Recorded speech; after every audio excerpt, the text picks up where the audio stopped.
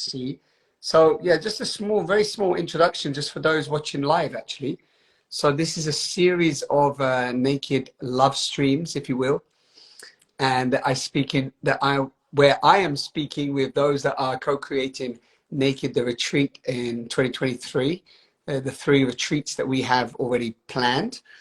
And also I speak to fellow nakedeers, as I call them, friends and those that have been on the retreats before.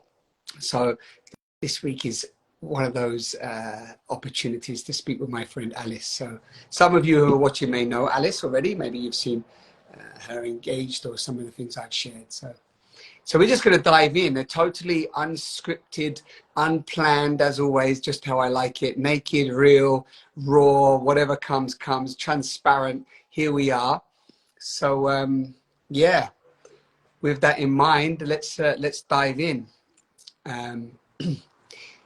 Let's have a breath, shall we, first, just now that we've made it.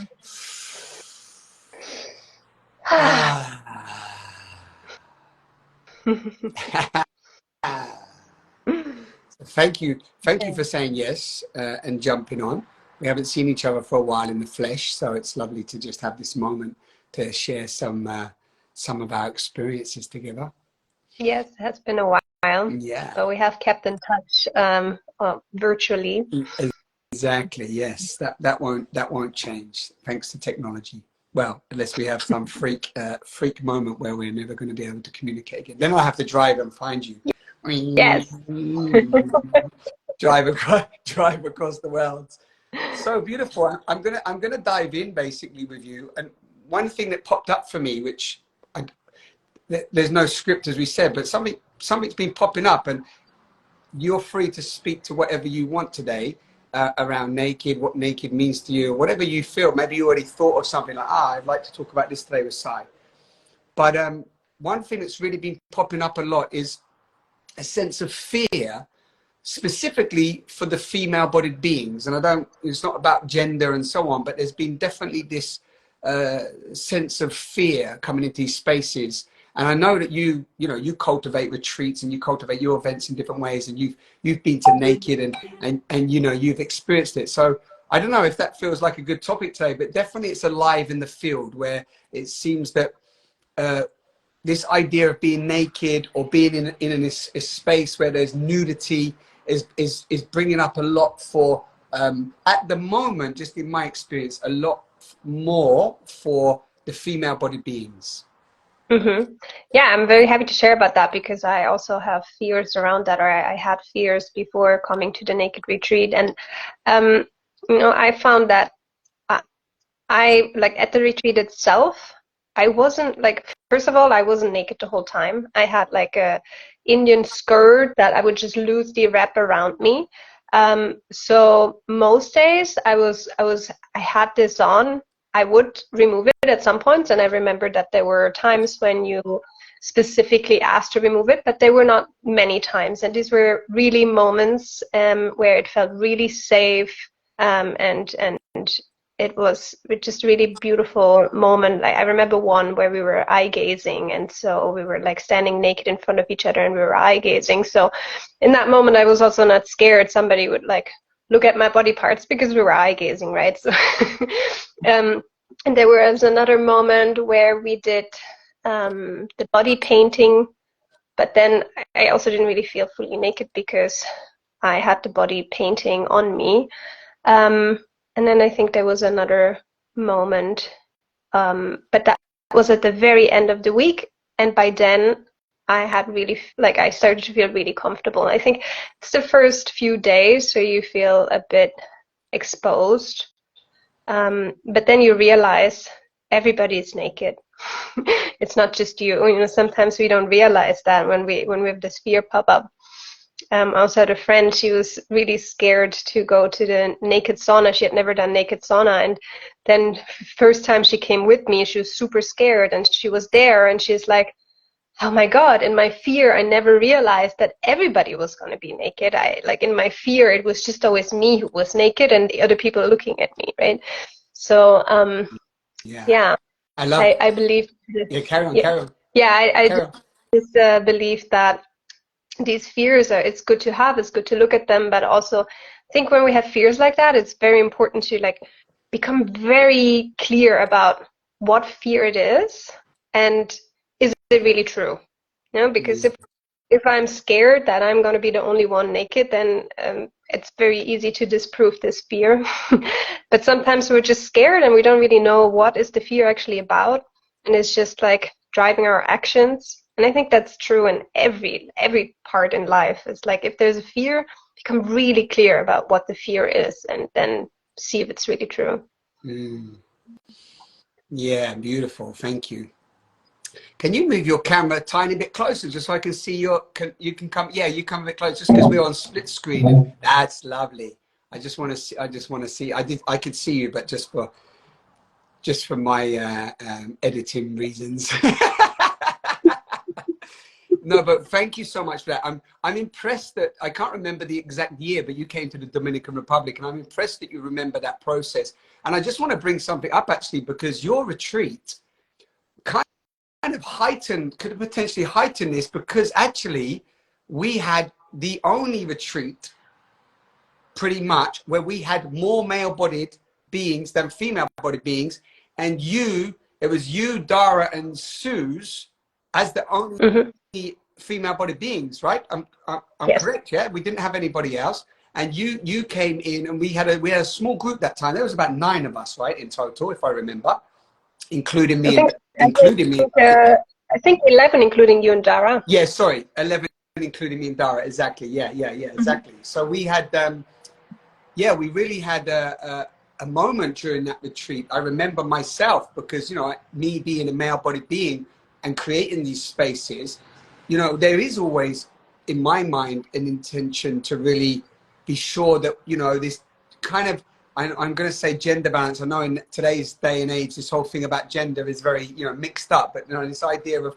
female-bodied beings and male-bodied beings, and having that kind of a little bit of that synergy stroke balance, you know, it can be, and I want to speak for the men as well, it can also be overwhelming for the men if men go to some of these so-called, you know, self-development spiritual events where there's, you know, predominantly, normally, a lot more women, and it can be very intimidating, right? So I don't know if you want to say anything to that, but I just remember you coming into that field. I mean, you are a confident woman, in my opinion, but that, you know, I don't know if you remember that, if that was something at the time.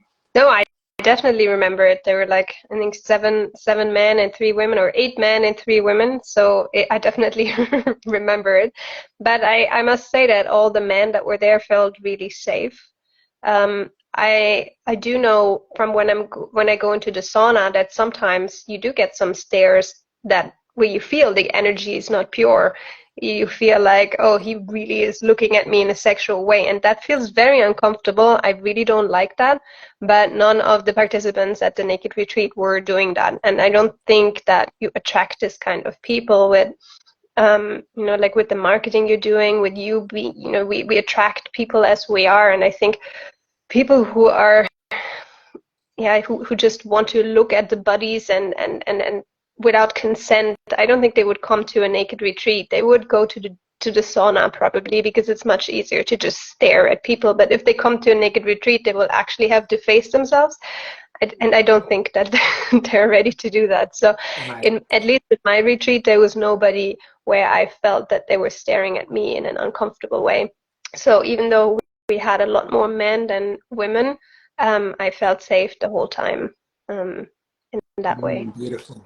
Yeah, I got this nice little tingles on my back as you said that, because when you said face themselves, I was thinking, you know, and I mean this with the most love, but it won't take long with a group that we cultivate together, especially the fact that I do video calls with everybody it wouldn't take long before the loving awareness would definitely bring a light to, you know, the potential energy. And I can just say that after 14 retreats, that's, you know, that just hasn't happened. So, but I do, you know, I do understand that I'm quite radical now. And even when Dara and I originally chose that name, Naked, you know, way back in 2014, you know, I knew that it was, you know, it's pushing the edge, you know, that word naked, it's quite a, you know, we use it in capital letters, it's quite, you know, boom.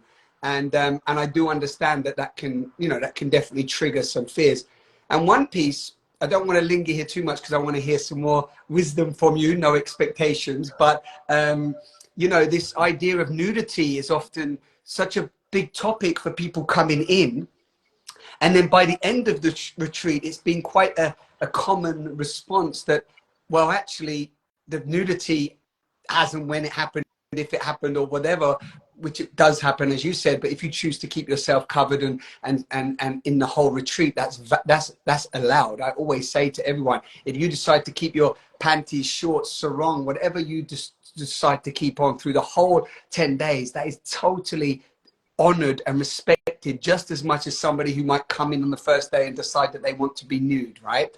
But the piece I wanted to bring up is some I remember Nicole especially, she said to me, the nude part, that was the scariest part of me coming into the space. And then after a few days, I realized the nude part, the scariest part was me speaking my truth to these people I never met before. You know, so it's always that, no, it's always perspective. Yeah, and I believe the retreat is more about showing yourself authentically naked in that way than just about the being nude, right? And I feel like it's just we're so conditioned that we always have our clothes on. Back in the day, right, when we were still indigenous people, it was so normal to be nude, you know, that we have made such a big thing about it.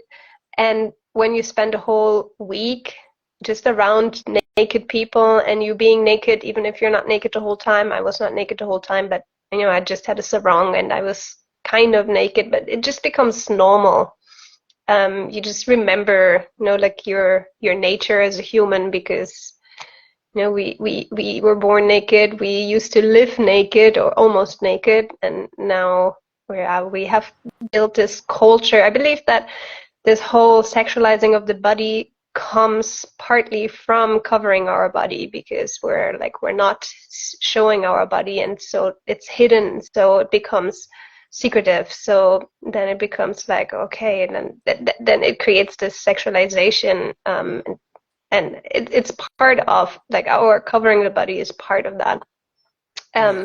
So I believe it's very liberating to spend a week really getting away from that, and to realize at the end of the week how normal it is that you are naked, everyone around you is naked. And it's true, the speaking your truth part, right? The nakedness of showing yourself who you are as you are is much scarier, I believe, and also really beautiful, a really beautiful part of the experience. Yeah, totally. Yeah, thank you for that. So really, like, I'd love to, what's alive in you, my love? I'm like, just giving you the mic. Is there anything that's popping up for you now, or was there something before that may have been on your, you know, in your consciousness that you wanted to bring today? I've just given you that space. I didn't really think much before what I wanted to say. Like, I can share my experience of the naked retreat. I did it in 2016. It was one of the first ones, and I really had a very beautiful experience. For me, it's also always this coming together of like-minded people. You know, like this feeling of being in a tribe, that makes such weeks really special for me. And it's also, you know, it's one thing to learn how to become authentic with your family and friends, and it's another thing to do it with strangers, and it's a whole lot easier to do it with strangers, and it's a really great first step before you go do it in the circles that you're very familiar with. So it is actually a really beautiful experience. You know, I work in retreats as well. I organize retreats, and just now I lost what I wanted to say. Yeah, so the nervous system needs to feel that it's safe to show yourself authentic. And if you have grown up in an environment where it was not safe, you need to have some experiences of where you showed yourself authentically, and it was responded to in a very, like, it was responded to you in a very safe way, for you to change the neural pathways in your brain to realize that it is safe. You know, your nervous system will now register, oh, okay, I've had this experience repeatedly where I spoke my truth, I shared what I really meant, and it was welcomed with safety and kindness. So I love, and that's what I loved about the Naked Retreat, is that you have that safety, and you have that that moment where for 1 week every single day you have repeatedly safe experiences of showing yourself and being responded to in a safe way, which then will slowly change the neural pathways. You will change your nervous system, and then it will become easier to do it also with people that you're familiar with in your life. Yeah, beautiful. Yeah, this is like yeah, I like to call it, you know, a playground of exploration, but a place where we can practice, as you say, we can practice these tools and these ways of being in that container, that brave and safe container, where, like, you know, what better opportunity than then if we can practice where it feels right, and then slowly have the ability to do it in the, you know, in the day-to-day reality with those around us that, you know, often trigger us a lot more and bring up a lot of the fears. And it's also, it reminds me of something that Jamie Cato once said, a friend of mine, and he said, at some point it will be that our lifestyle is the retreat, and that we would have to go on retreat to remember how it was before, and have an awful experience and a nightmare. You go on retreat, you know, you go on retreat to have a nightmare experience to remember, oh yeah, that's how it used to be. Because you know, there was, what he was pointing to is like, you know, it's not just about us always having to go away to have these experiences. It's about how we can bring them into our life. And I mean, I will speak for myself, but I kind of put you in this category. But we live the retreat, and that means that, you know, the way you and I live, the way we engage in our relationships, the way that we bring the tools we've learned, or, you know, the practices that we've picked up from different places, we bring them into our day-to-day life, right? Would you agree with that from your side? Absolutely. Otherwise, I would find it useless. It becomes, otherwise it's just like a drug. You go from retreat to retreat to feel that feeling, but then you don't, then you go home and you don't bring it into your daily life. I want to really create the change, and I am creating the change. So I'm trying every single day to apply all the tools that I have learned in different retreats and different trainings. I want to apply them all, and I am already applying many of them. I feel, for me, it's just like learning a new language, right? At the beginning, you have to think about applying them all the time, and at some point it becomes natural. It just happens. And then with Exactly. each tool that you learn, yes, there's a moment where you're like still thinking about it, and then it just becomes natural. Exactly. Yeah, yeah, and I mean, of course, I know you, so I know you're embodying them, and even in encounters that we've had over the years, we've practiced them with each other, you know, and been able to support each other through that. I mean, Alice and I lived together for some time as well, and we had a little community experience, and even in that community experience, each of us were bringing different tools that we'd had, and you know, little exercises, whether it be about a core wound exercise, or little tools that we picked up from life into this community container. I think this is a lovely piece you brought in, and maybe I'm just gonna just kind of highlight that a little bit, that this is about, well, again, I'm speaking for myself, and I'm putting Alice in this bracket, but, you know, if we want to see a new civilization, if we want to see new relationships, new ways of relating, parenting, showing up for our friends, our family, bringing in forgiveness and truth into these places that often feel so hostile, and maybe in the past have created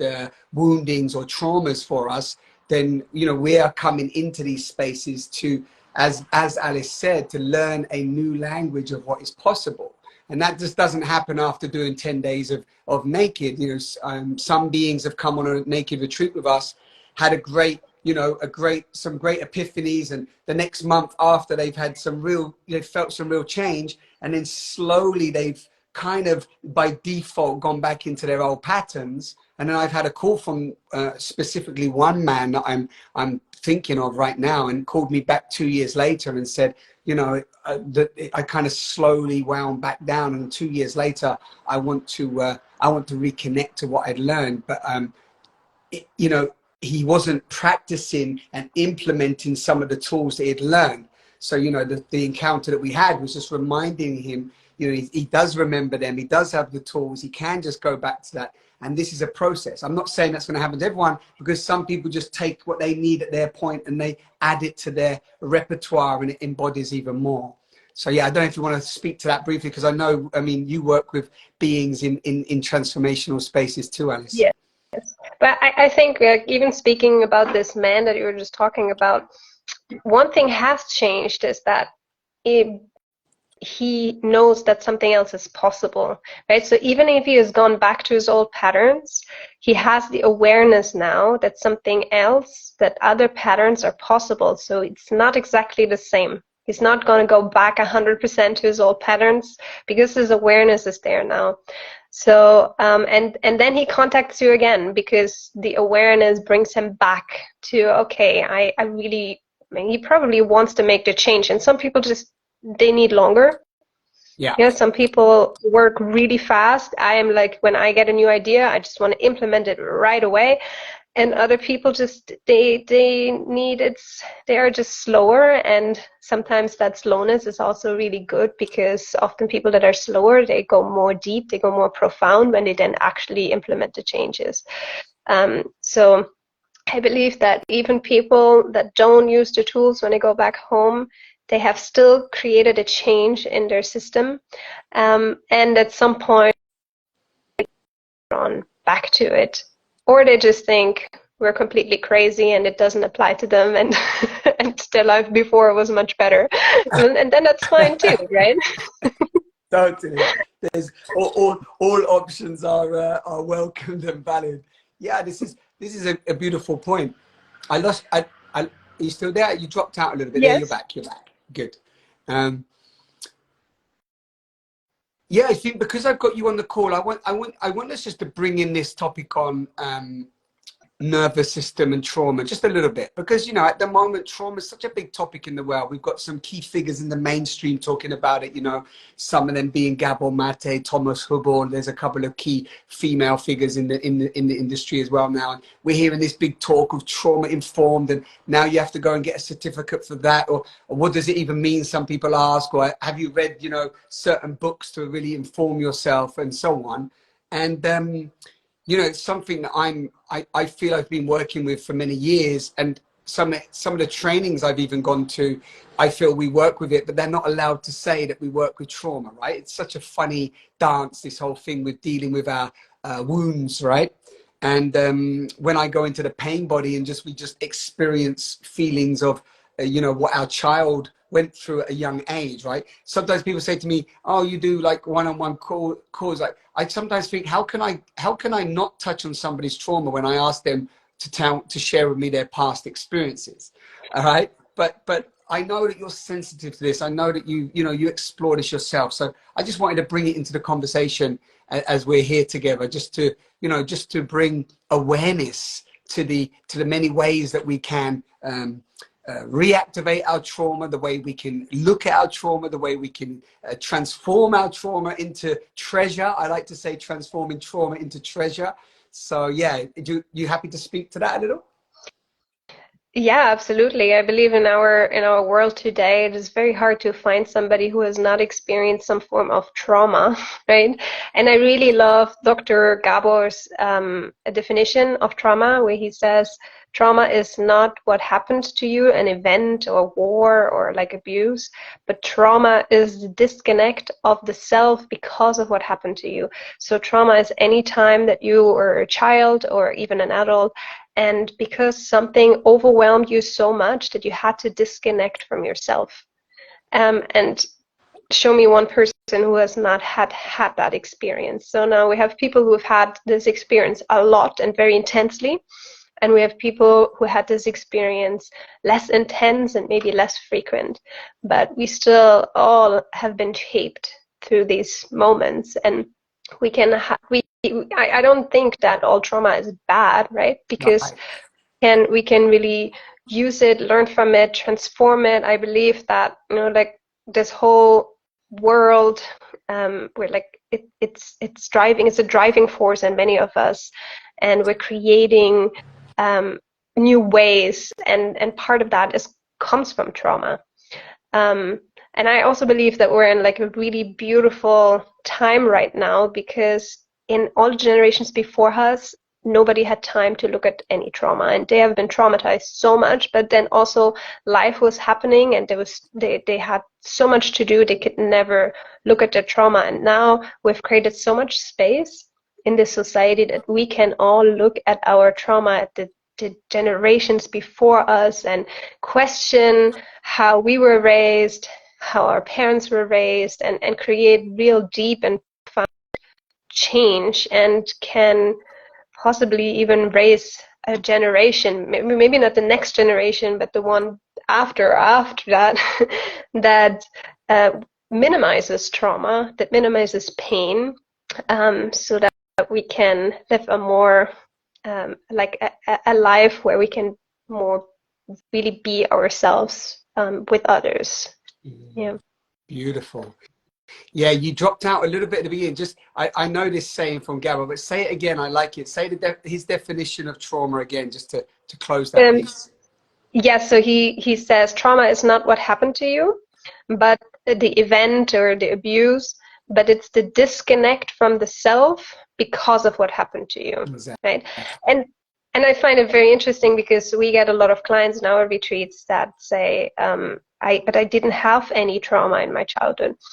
And it's so interesting, because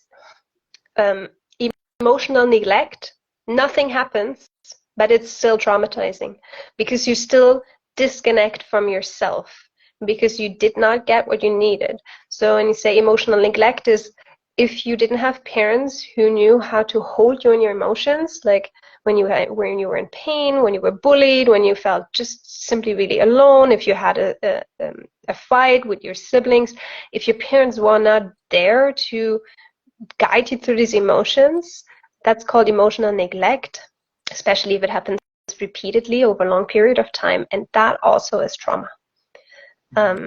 So because you do need to disconnect from yourself in order to survive this, because we as humans are wired for connection. So a child cannot regulate their emotions alone. They need to co-regulate with their parents. Right. And if the parents cannot co-regulate, the nervous system of the child gets overwhelmed, and so the child needs to disconnect from themselves. Exactly. So Yeah, but little short summary. But it's lovely. It's lovely that I'm glad we brought this in for our little series on naked, because, you know, when I think, I know I don't want to generalize or, you know, project out statistics, because I have no clue what that would be. But when I think about the parenting that I experienced, and many that I've met and experienced, and utmost honoring and respecting every single parent that makes that commitment to bring a being into the world, and that in and of itself is epic. And we owe them nothing, and they owe us nothing. But when it comes to the awareness, as you so beautifully said, the space, like my nan and granddad were not reading about co-regulation, and they were not reading about how to, you know, take a longer exhale in order to calm the nervous system. They were not, you know, they were not knowing how to communicate their needs, and their emotional maturity was not to the point where they even knew how to not spit out violence onto my mum and onto my auntie and my uncle. And so, you know, I have a lot of respect to my mum, even though she did the best she could. But one of the things she didn't want to do was repeat the pattern that she received. But even my mum didn't do learning on co-regulation and nervous system and so on, right? So now we're in that era where we're getting to like see the kind of, you know, psychological tools that we can pick up and learn. And now we, as you said, I love what you said, not this generation, but maybe the next and so on. There's a new wave of intellect and awareness coming through. And I always acknowledge my mum, because one of the things my mum didn't do she was disassociated many times. So I was definitely not receiving what I needed, right? And hence why I went into being quite a troublesome young man, a young teenager. But at the same time, I saw now when I look back moments where she really did prevent herself from you know, reacting and responding in a way that could have potentially harmed me or controlled me even more, you know. So it's again having that compassion to look back and see, you know. Yes. Yeah. And also sometimes I think it's important for people to have periods where they can also just let themselves be angry at their parents for a certain amount of time. I think it's really healthy, and you know, like, because it's not going to, you're not going to stay angry forever. If you can really sit with your anger, process your anger, you know, like, it is completely okay to be angry that you didn't get what you needed when you were a child. And afterwards, compassion will come, because if you can Yes. have the compassion for yourself, you will also automatically at some point be able to give the compassion to your parents. So I think we need to find a balance of both. And yeah, Beautiful. and to come back to what you said before, you know, because the word trauma is being used a lot nowadays, and that you are not talking about the word trauma at the Naked Retreat because you're not trained in trauma. But No, no, no, no, no, no, no. I what would am you say? talking about trauma. No, you No, no, are. no. Okay, then I I am definitely misunderstood. talking about trauma. I'm saying that I've gone to some trainings and they're not allowed to talk about trauma because, you know, they can't give that sort of advice. I have no fear about Okay. going into trauma. No. Good. Okay. Because I was just gonna say it doesn't really matter what we call it, you know, because it is, we can call it trauma, we can call it nervous system dysregulation, we can call it childhood conditioning, unbeneficial patterns, like whatever we call it, it's the same thing. So Exactly. if I also find if a person doesn't resonate with the word trauma, they can just pick one of the other words I just said, because it is the same thing. And it's just about going back into your childhood. If you have a pattern in this day and age that is not beneficial to you, just to find out where it came from. You don't always even have to do that, but you just consciously choose to do it differently now. Yeah. Yeah. Beautiful. Yeah, beautiful. Well, that's kind of our time. Is there anything that you want to share, or how do you feel? How are you feeling now? Yeah, I wanted to share one more Good. thing for the Good. people watching. Is like, one thing that I want to say about the Naked Retreat, which I forgot to say before, is how much fun it is, because you are such an entertainer, and that's something I love about you. You're probably one of the, or maybe the funniest person I know, definitely one of the top 5 funniest people in my life. And when anybody comes to the Naked Retreat, just, you can expect that you're going to be laughing a lot. Which is also really beautiful, to reset the nervous system and to create safety in it, in your nervous system, is to laugh about. Yeah, beautiful. Thank you for that, my love. Thank you so much. Yeah, and just to say, based on our friendship, there may be some more little fun clips coming from me, because recently Alice was like, please, please do some of your fun stuff about some of these topics. So we'll see what happens. I've been encouraged and inspired by Alice many times in my life. So that may be the truth. Thank you. Thank you, love. Thank you for your friendship. Thank you for being here. Thank you for all the work you're doing. I just do want to say this, but you know, Alice has a magnificent organization, if you will, retreat that she's calls a whole new high. And you know, we're not here doing big promotion, but she's a good friend of mine that I trust fully. So go and check her Instagram out, and check out a whole new high, because if you want to journey deep into yourself, also using the magic of psilocybin, then this could be a retreat that could really serve you. Mhm. So yeah, so thank you for all that you're doing, and thank you for showing up today. Oh, and just one last thing for everyone watching. We didn't ask questions today. I hope this covered some of your inquiries. If you do have questions, feel free to send me a message, either under one of these videos or personal message me. But just so you know, we're coming up to the last month now, if you're catching this in around, when are we now? We're like July the 12th or something. But the first retreat is coming in Portugal on the 11th of August. And then we go Sicily in September and South Africa in November. And you really have to apply through the website, book a video call with myself or the other Simon in South Africa. Then you can answer your questions before you have the confirmation that you're in and have your space. Okay, so sometimes people just say yes on things, and there is a little process. So we get to meet you first, and then you once you're a yes, we send you all the relevant information. Thank you, thank you, thank you, thank you, Alice. Thank you too. Have a beautiful day, and we be in touch. Yes. Have a beautiful day too. Thank you for this talk. Ciao.